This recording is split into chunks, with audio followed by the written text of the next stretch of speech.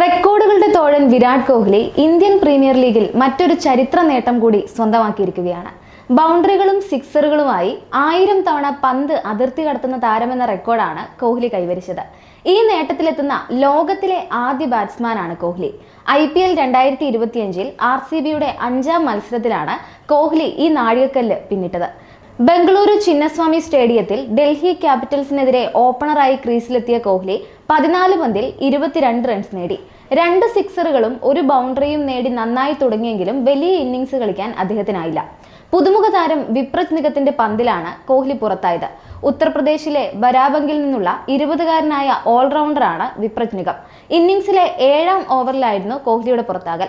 ഈ ഓവറിൽ കോഹ്ലി ഒരു സിക്സർ പറത്തിയിരുന്നു.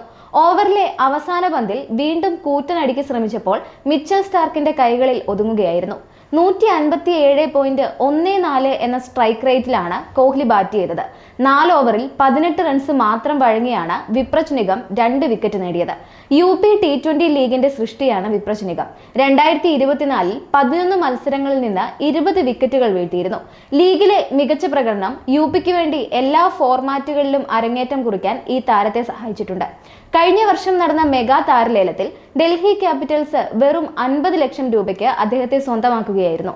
IPL കരിയറിൽ 721 ബൗണ്ടറികളും 280 സിക്സറുകളും സഹിതം കോഹ്ലിക്ക് 1001 ബൗണ്ടറികളുണ്ട്. 920 തവണ പന്ത് അതിർത്തി കടത്തിയ ശിഖർ ധവാനാണ് തൊട്ടുപിന്നിൽ. ധവാൻ 768 ബൗണ്ടറികളും 152 സിക്സറുകളും നേടിയിട്ടുണ്ട്. 899 തവണ പന്ത് അതിർത്തി കടത്തിയ ഡേവിഡ് വാർണർ 3ാം സ്ഥാനത്തുണ്ട്. 663 ബൗണ്ടറികളും 236 സിക്സറുകളുമാണ് അദ്ദേഹത്തിനുള്ളത്. ആദ്യം ബാറ്റ് ചെയ്യാൻ ഇറങ്ങിയ RCB 20 ഓവറിൽ 7 വിക്കറ്റിന് 163 എന്ന സ്കോർ നേടിയിരുന്നു.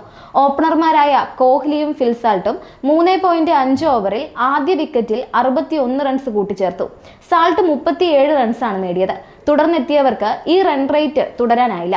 ദേവ്ദത്ത് പടിക്കൽ 1 റണ്ണിന് പുറത്തായപ്പോൾ ക്യാപ്റ്റൻ രജത് പട്ടിദാർ 23 പന്തിൽ നിന്ന് 25 റൺസ് നേടി. ടോം ഡേവിഡ് പുറത്താകാതെ 20 പന്തിൽ 37 റൺസ് നേടിയതോടെയാണ് RCB സ്കോർ 150 കടന്നത്. ഈ വലങ്കയൻ ബാറ്റ്സ്മാൻ 4 സിക്സറുകളും 2 ഫോറുകളും നേടി. DCക്ക് വേണ്ടി വിപ്രജ് നിഗവും കുൽദീപ് യാദവും 2 വിക്കറ്റുകൾ വീതവും വീഴ്ത്തിയിരുന്നു. RCBയുടെ സീസണിലെ 2ാമത്തെ തോൽവിയാണിത്. പോയിന്റ് പട്ടികയിൽ ഡൽഹിയും RCBയും 2ഉം 3ഉം സ്ഥാനങ്ങളിലാണ്. 53 പന്തിൽ പുറത്താവാതെ 93 റൺസ് നേടിയ KL രാഹുലാണ് ഡൽഹിയുടെ ചേസിംഗ് എളുപ്പമാക്കിയത്. 6 സിക്സറുകളും 7 ഫോറുകളും സഹിതം 175.47 എന്ന സ്ട്രൈക്ക് റേറ്റിലാണ് അദ്ദേഹം ഇന്നിംഗ്സ് അവസാനിപ്പിച്ചത്. 3 മുൻനിര ബാറ്റർമാരെയും അതിവേഗം നഷ്ടമായ ഘട്ടത്തിൽ രാഹുൽ ഉറച്ചുനിന്ന് വിജയം വരെ പോരാടി പ്ലെയർ ഓഫ് ദി മാച്ച് പുരസ്കാരവും നേടി. Faf du Plessis 2 runs, Jake Fraser 7 runs, Abhishek Porel 7 runs എന്നിങ്ങനെ സ്കോറോടുകൂടി വേഗത്തിൽ പുറത്തായപ്പോൾ രാഹുലിനൊപ്പം ട്രിസ്റ്റൻ സ്റ്റബ്സ് 23 പന്തിൽ 38 റൺസോടെ പുറത്താകാതെ നിന്നു. ക്യാപ്റ്റൻ അക്സർ പട്ടേൽ 11 പന്തിൽ 15 റൺസ് എടുത്ത് പുറത്തായി. നേരത്തെ മികച്ച ബൗളിംഗിലൂടെ RCBയെ 163 റൺസിൽ ഒതുക്കാൻ സാധിച്ചതാണ് ഡൽഹിക്ക് തുണയായത്. ടോസ് നഷ്ടപ്പെട്ട് ബാറ്റിംഗ് ആരംഭിച്ച RCBക്ക് മികച്ച തുടക്കം ലഭിച്ചിരുന്നെങ്കിലും മുതലാക്കാനായില്ല. ഇതിനിടെ ക്യാപ്റ്റൻ രജത് പട്ടിദാർ 23 പന്തിൽ 25 റൺസും കൃണാൽ പാണ്ഡ്യ 18 പന്തിൽ 18 റൺസും നേടുകയുണ്ടായി. അവസാന ഓവറുകളിൽ ടിം ഡേവിഡ് ഏതാനും തകർപ്പൻ ഷോട്ടുകൾ പായിച്ചതോടെയാണ് സ്കോർ 150 കടന്നത്. 20 പന്തിൽ 4 സിക്സറുകളും 2 ഫോറുകളും സഹിതം ടിം ഡേവിഡ് 37 റൺസുമായി പുറത്താവാതെ നിൽക്കുകയായിരുന്നു.